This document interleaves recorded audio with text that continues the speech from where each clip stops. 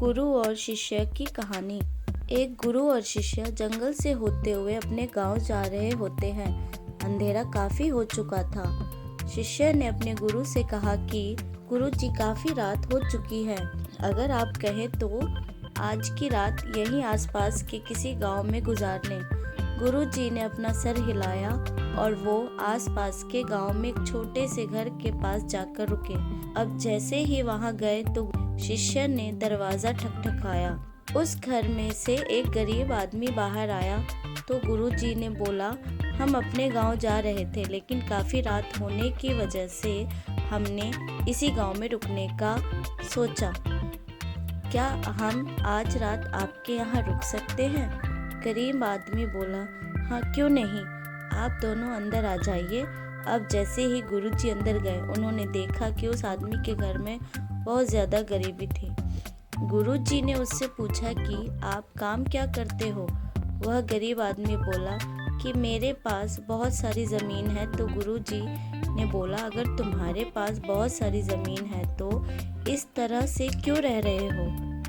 वह आदमी बोला, यह किसी काम की नहीं है। गांव वाले बोलते हैं कि ये बंजर ज़मीन है, यहाँ पर कुछ भी नहीं उगाई जा सकती है और वहाँ फसल उगाना बहुत ही बड़ी बेवकूफ़ी होगी। गुरुजी ने बोला कि तुम्हारा गुजारा कैसे होता है?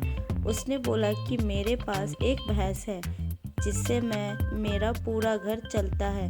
ये सुनने के बाद गुरुजी सो जाते हैं और रात में जब सब लोग सो रहे होते हैं तब गुरुजी अपने शिष्य को उठाते हैं और उस गरीब आदमी की भैंस लेकर गांव चले जाते हैं। शिष्य अपने गुरु से पूछता है कि गुरुजी, कहीं आप गलत तो नहीं कर रहे हैं? उस गरीब आदमी की रोजी रोटी इसी भैंस की वजह से चलती है।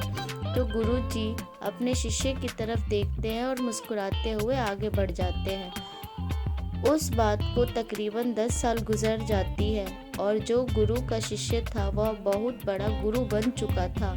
तो एक दिन उन्हें उस गरीब आदमी की याद आती है कि मेरे गुरु ने उस आदमी के साथ अच्छा नहीं किया था, मुझे एक बार चलकर देखना चाहिए कि वह आदमी अब किस परिस्थिति में है।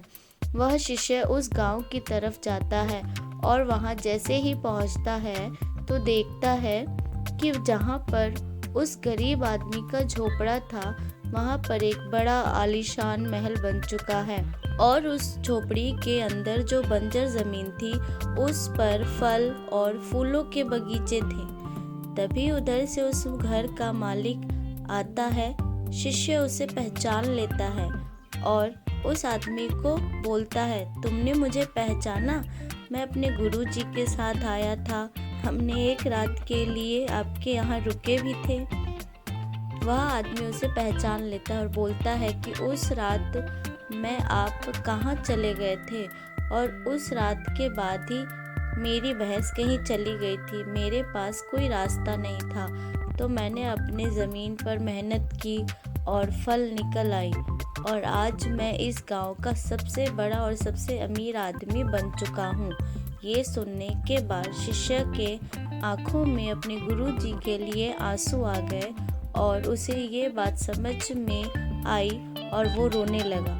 मोरल ऑफ द स्टोरी, इस कहानी से हमें यह सीख मिलती है कि हमारे अंदर ऐसी बहुत सी टैलेंट छुपी हुई है, लेकिन हमें कोई न कोई चीज़ रोक कर रखती है। वो आपके फैमिली वाले भी हो सकते हैं, आपके जॉब से भी हो सकते हैं, कुछ और भी हो सकता है। देखिए, आपके पास भी तो भैंस जैसी कोई दूसरी चीज़ तो नहीं जिसने आपको आगे बढ़ने से रोक रखा है। Thanks for watching. Please subscribe, like and share.